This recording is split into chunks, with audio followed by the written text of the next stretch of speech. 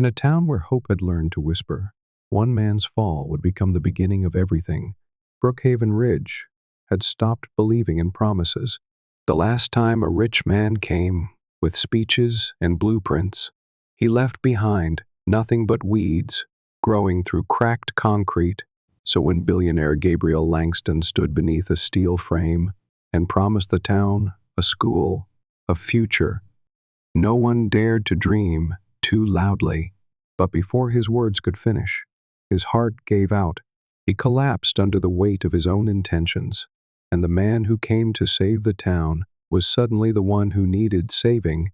He woke up not in a private hospital, but in a flickering, underfunded clinic, and standing over him was Dr. Chu, Elise Hartley, a woman who had seen enough broken promises to no longer be moved by wealth or charm.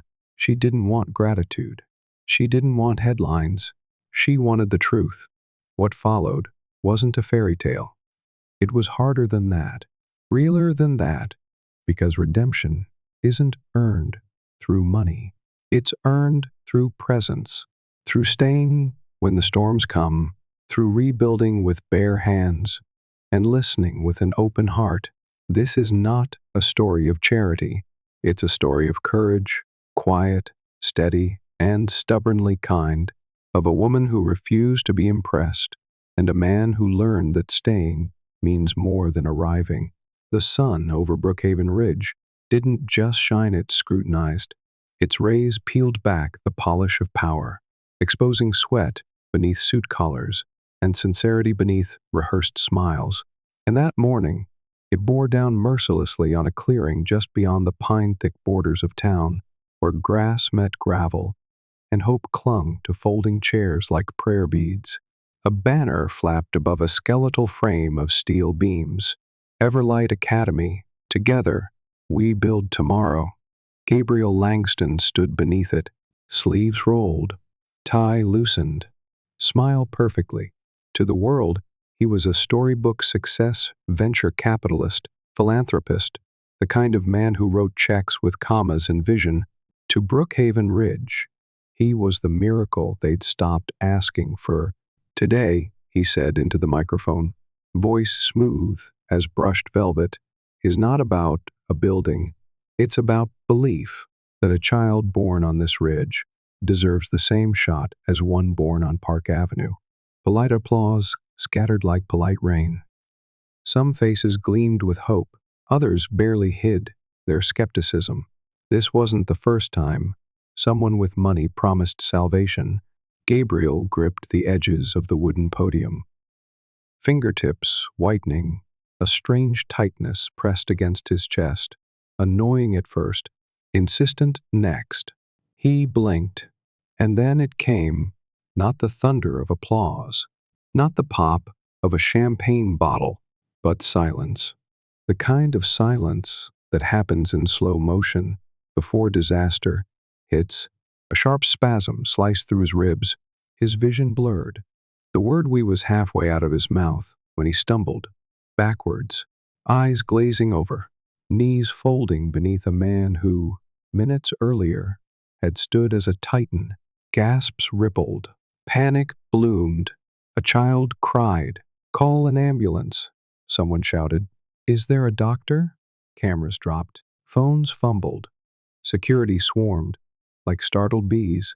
Within minutes, Gabriel Langston, billionaire, keynote speaker, would-be savior, was hoisted onto the back of a dusty pickup and rushed down the winding road into the arms of the town's only clinic, a place no drone had ever filmed, a place with flickering lights, leaky ceilings, and one young doctor who had never once seen a man collapse for her to save. The Brookhaven Ridge medical post didn't look like it belonged in a billionaire's recovery story. From the outside, it resembled a weathered farmhouse, its white paint sun peeled, its roof patched more than once with hope and borrowed money. But inside lived something far rarer than prestige, conviction. When the emergency doors burst open, the fluorescent lights buzzed like tired bees overhead. A stretcher slammed through the hallway, boots pounded the linoleum, and a voice called sharply, "He's not breathing right." She heard them before she saw him. Dr. 1. Elise Hartley stepped into view, barely 5'5", but carrying a presence that filled the hall like thunder. Her ponytail swayed like punctuation. Her stethoscope was already swinging forward. What happened? Chest pain. Collapsed mid-speech. Pulse weak. Breathing shallow. She didn't blink. Didn't ask for a name. Didn't care about the wealth that had just landed on her gurney. All she saw was a heart, failing. Her fingers pressed against the man's neck, pupils checked, breath measured. Massive infarction, she said flatly. Likely lad artery. He's crashing. Nurse Judith, a veteran of 20 winters, frowned. We need to get him to the city. We're not equipped. He won't survive the trip. Elise cut in, sharp, certain. Wait for the airlift, a younger nurse urged. Elise turned to the monitor. No time. He's coding. A beat of silence fell, then Judith's voice. Low. Elise, you've never done this solo, not without supervision. I know, she said. Calm, measured, firm. But if I do nothing, he dies. If I try, he might live. She didn't shout. She didn't plead. She simply decided. A hesitant pause. Then, Judith sighed, handing over the tray of supplies. Then let's save him.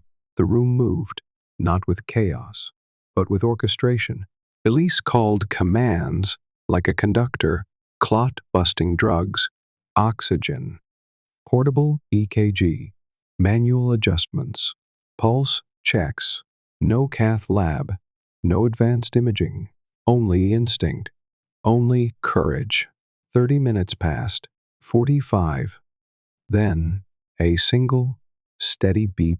Elise exhaled. Her hand trembled as she stepped back. He's stable. Judith stared at the monitor, then at Elise. Her face is unreadable. You just saved his life. Elise didn't smile, didn't boast.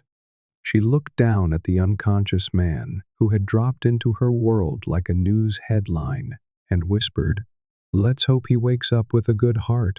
In more ways than one, the scent of antiseptic was the first thing Gabriel Langston noticed. That, and the soft drone of tired fluorescent lights flickering above. His mouth felt like dust, his chest like stone. Everything ached, but nothing bled. When he tried to sit up, the world tilted. Don't move too fast, a voice said, cool and composed. You just survived a heart attack. He turned. Standing beside his bed, clipboard in hand, was a young woman in scrubs, hair tied back. Expression unreadable. She looked like she hadn't slept and didn't care that he hadn't either. What happened? He rasped. You collapsed yesterday at the school site, she replied. You were brought here. We had to act immediately. There was no time to transfer you. You saved me. I led the procedure. Yes, he blinked. Thank you, he managed. I'm Gabriel Langston. She didn't look up. We figured that out from your ID. He chuckled dry, tight. So you do know who I am. I know your name. She finally met his eyes. That's all I need. Gabriel hesitated. He was used to awe, recognition, a certain tilt of the head, a softness in the voice. Not this. I didn't catch yours, he said. Elise Hartley. Well, Dr. Hartley, thank you again. You saved my life. She nodded once. Just doing my job. You don't seem particularly glad about it, he said. She raised an eyebrow. Would you prefer a parade? He laughed, but it caught in his ribs. Most people don't speak to me like this. I'm not most people. There it was again, that calm detachment. Not rude, not warm, just honest. She wasn't trying to impress him. She was trying to heal him. That was all. I came to Brookhaven to fund a school, he said, to follow through. That's why I was here, I know. Her tone didn't change. You don't sound convinced, he added. She placed her clipboard down, turned to face him. We've had men like you come here before, with press teams and promises. They show up, smile, cut ribbons, take pictures, then vanish, and we're left with nothing but holes in the ground. And kids are still walking 2 miles to a crumbling schoolhouse. Gabriel's jaw tightened. I'm not like them. That's what they all say. He couldn't argue, because behind her weariness was truth. This town doesn't need headlines. Mr. Langston, she said quietly. It needs someone who stays. Then she picked up her chart and, without ceremony, walked out of the room. Gabriel lay back against the pillow, chest heavy, not from the pain, from the first honest answer he'd heard in years. Gabriel Langston had spent years refining his presence. He knew how to enter a room, how to own silence, how to make a name echo before he even spoke. But here, in the quiet corridors of Brookhaven's only clinic, his name meant nothing, and for the first time, he found that oddly comforting. By the second day, he made a decision. No press, no title, no mention of Langston Capital. To the staff, he was simply Mike, recovering, resting, human. The clinic didn't have private rooms, just faded curtains, thin blankets, a thermostat that flickered between chilly and tolerable. And yet, in that stripped-down space, Gabriel experienced something rare: stillness. No meetings, no strategies, just the creak of old floorboards and the faint murmur of small-town life. And Elise Hartley, a woman who seemed made of resolve and shadows. He watched her from a distance, not out of curiosity, but respect. With the elderly man in room 2, she knelt and rubbed balm into a swollen ankle, listening patiently to a story about his late wife's garden. With the young mother in room 5, she held the baby while the toddler cried and offered to stay while the woman showered. But with him, she remained distant, polite. No warmth, no small talk, just precise vitals and curt updates. At first, Gabriel assumed it was Frost, but then he noticed the details. The way she lingered an extra second at each heart monitor, the way she glanced back once more before walking out of the room, the way she always had an extra granola bar in her pocket for the kid who wouldn't eat. She wasn't cold, she was careful, and under that carefulness, something heavier slept, a weariness not taught in med school, a quiet wound, years deep. He asked Judith, the senior nurse, about her. Elise came here straight out of med school, Judith said. Could have gone anywhere, but she chose Brookhaven. Why? Judith smiled faintly. She said this town had stories no one wanted to hear, and she was tired of the noise. Gabriel looked out the window at the blue haze of mountains in the distance. She doesn't talk much, Judith added. Not anymore. Not since the last school project fell apart. People got excited. Then it all vanished. No building. No answers. Just silence. Elise saw it all happen. She was only a teenager then. He felt something twist in his chest. Not a medical concern this time, but the start of reckoning. She doesn't hate hope, Judith said quietly. She just hates liars. That night, Gabriel lay awake in his narrow bed. He had always believed his name opened doors, but here, his name was a ghost, a reminder of promises made by men who left before the ink dried. The next time Gabriel saw Elise, it wasn't during rounds. She was sitting alone behind the clinic, on a low stone wall that overlooked the back garden, where half-bloomed herbs clung to life and the evening sun fell in lavender streaks. She didn't turn when he approached. Mind if I sit? He asked. A pause, then a small shrug. Free country. He eased down beside her, leaving respectful space between them. They watched the horizon breathe for a while. You're a mystery, Dr. Rhine. Hardly, he said quietly. She glanced sideways. That's intentional. He smiled faintly. You stay late. You work hard. You treat everyone here like they matter. But with me, it's like you've already made up your mind. I have. There was no bite in her tone, just certainty. Why? He asked. Elise exhaled through her nose, jaw tense, then relaxed. Because I've seen this before, she said. Men who show up with smiles, and plans, and cameras. They make speeches, break ground, and take a few photos. Then they vanish. There was no camera crew, he murmured. But there was a promise, she replied, turning to look him squarely in the eyes. Wasn't there? He hesitated. I don't make promises I can't keep. Good, she said, her voice tightening, because the last man who did left behind more than just an empty lot. He waited. She stared ahead for a long moment. I was 13, she said finally. Same field where you collapsed. Same banner. Same crowd. Some rich man stood on a stage and told us we were getting the best school this county had ever seen. Gabriel's breath caught.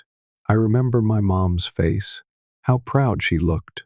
They gave us balloons and hats with the school logo. Her voice thinned, distant. They dug the foundation. And then, nothing.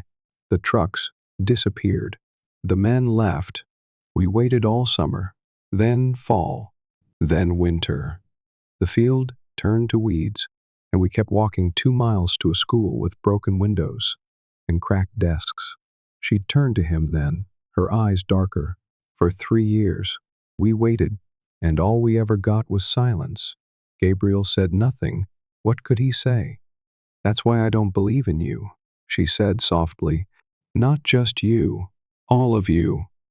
You people who think showing up is the same as staying. You think charity is a speech and a handshake, but we're the ones who have to look children in the eye when those banners come down and nothing changes. He lowered his gaze. Her words weren't bitter. They were bone-deep truths. I never meant to be like that, he said. Maybe not. She stood up, but meaning well isn't the same as doing right. And with that, she walked back inside, leaving Gabriel alone in a field haunted by promises that had once been balloons in a little girl's hands. Gabriel Langston had always believed redemption was earned with action, but he was learning something deeper in Brookhaven Ridge. Sometimes, it's not about what you do, it's about what you hear. The next morning, he didn't leave. He didn't announce another donation. He didn't try to win Elise's approval. He simply walked through mud, slicked streets, into classrooms where ceiling tiles sagged and chalk dust lingered in the air like ghosted promises. He listened to teachers talk about leaking roofs and out-of-date books. He sat on a cracked wooden bench as a boy named Tyler described what a real school should smell like crayons, and not mildew. He took notes, not on a tablet, on paper, with ink that smudged and thoughts that didn't spin into slogans. No camera crew followed. Just the sound of children's feet and the whisper of tired dreams, beginning to believe again. He visited families once who had stopped hoping, who had no more speeches left to clap for. He didn't defend himself when an old man muttered, another city boy playing savior, didn't flinch when a mother said, they always promise wheelchair ramps. Never build them. He just wrote everything down. And quietly, humbly, Gabriel started drawing sketches of playgrounds, staircases with handrails, and first aid rooms designed for real emergencies. He sat on the porch of the community center, cross-legged, as 3 kids shouted their design ideas. He labeled a slide dragon tail, a reading nook fort of dreams, a swing set that doesn't squeak. And one afternoon, as Elise finished her rounds and cut across the library courtyard, she saw him there, with crayon marks on his sleeve and dirt on his jeans, laughing listening. She lingered longer than she meant to. The next day, he came to the clinic, not as a patient. "I need someone with medical knowledge," he said, "to help design the school's health room. Could you spare a few hours?" She narrowed her eyes. "You're really doing this?" He nodded. "Not for headlines, just for them." And just something shifted in her gaze. Not trust, not yet, but permission. She agreed. 1 hour turned into 4. One suggestion became 2, and before either of them realized it, she was sitting beside him in town meetings, discussing trauma-informed classrooms and meal programs for underfed children. He didn't interrupt. He didn't talk over her. He didn't pretend to know better. He listened, and for Elise Hartley, who had carried the burden of this town's forgotten children for far too long, that single act began to crack something wide open. The rain started as a whisper, soft, harmless, the kind of mountain drizzle that kissed windows and lulled babies to sleep. By nightfall, it was a different beast. Skies turned slate gray. The wind roared like something ancient, and the river rose like it remembered what it was capable of. By midnight, Brookhaven Ridge was drowning. Roads turned to mudslides. Bridges vanished beneath swollen water. Lightning snapped like bones in the clouds. And at the clinic, the roof groaned, then cracked, then peeled. Elise was soaked to the skin, a flashlight clamped between her teeth. As she ran from room to room, IVs dangled, ceilings leaked. She shouted orders into the storm. "Get them downstairs. Stabilize the baby. Cover the back door now." And then, the back door banged open. She spun, expecting debris. Instead, it was him. Gabriel stood there, drenched to the bone, one arm wrapped around a shivering boy, the other dragging a duffel bag of soaked medical supplies behind him. "You're not supposed to be here," she yelled over the chaos. "I found 2 kids near the bridge," he shouted back. "Their mom's still on the roof. I told rescue where to go." She stared at him, mud streaking his face, eyes wild, chest heaving. "Gabriel, your heart still beating," he said. Pushing past her, they moved together like soldiers. No time for speeches. Sandbags, broken limbs, cold compresses. He braced a falling shelf with his own back. She splinted a leg using 2 cracked rulers. At one point, Elise saw him press a hand to his chest, just for a second too long. "You need to sit," she barked. Later, he gasped. By dawn, the storm was gone, but so was half the clinic roof. Windows shattered, trees uprooted, lives shaken. And Gabriel, she found him near the supply room, slumped against the wall, his skin pale, his breath shallow. He was burning with fever. She dropped beside him, her hands on his cheeks. "You stupid, stupid man." His eyelids fluttered. "Did we save them?" he whispered. "Yes," she said. Her voice broke. "But now I have to save you." She called Judith. They moved fast. IVs, blankets, one, oxygen. His body was exhausted, but it wasn't just the cold or the water. He had given too much. And all night, while the town slept in trauma and flood, Elise stayed by his bed, one hand gripping his wrist, the other smoothing damp hair from his forehead. "You could have died," she whispered, not in anger, in awe. The clinic buzzed quietly under emergency lights. Generators hummed. Rainwater still dripped from the eaves, but the wind had gone quiet, as if exhausted by its own fury. Inside room, 3 Gabriel lay under layers of dry blankets. His fever had broken, his pulse had steadied, and Elise Hartley had not left his side. She hadn't even changed clothes, still in her soaked scrubs, still barefoot, still trembling slightly from what the night had demanded of her. When he stirred, She sat up instantly. "You're back," she said softly. Gabriel managed a ghost of a smile. "I guess I'm making a habit of waking up to you." She rolled her eyes, but her shoulders slumped in relief.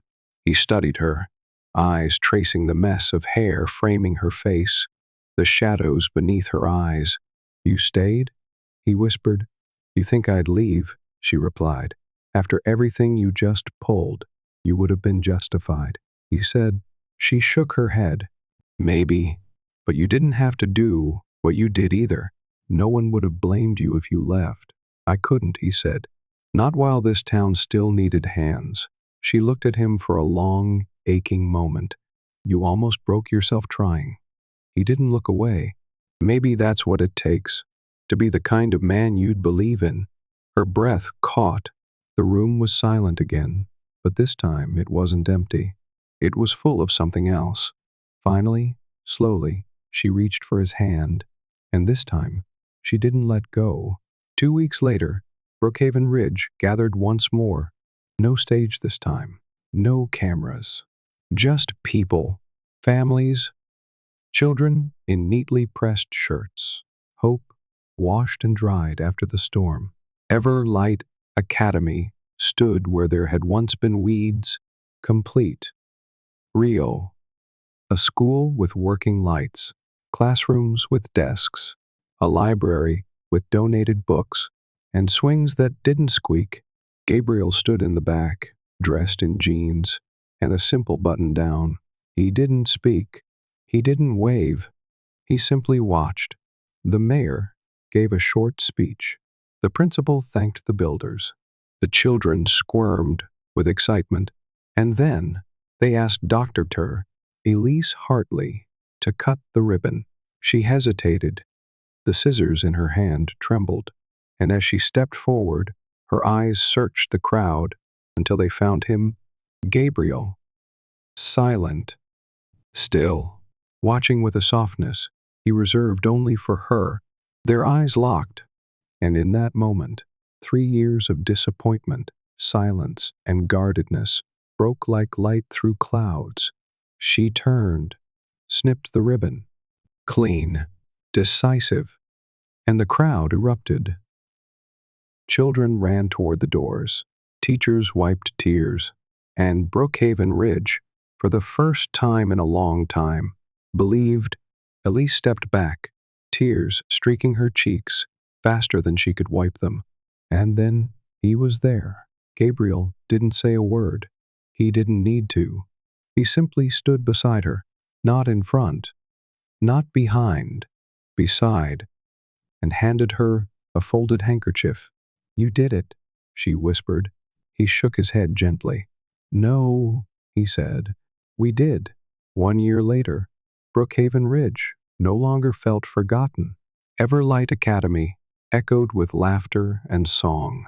Children swung on dragon-tailed slides and read in sunlit nooks.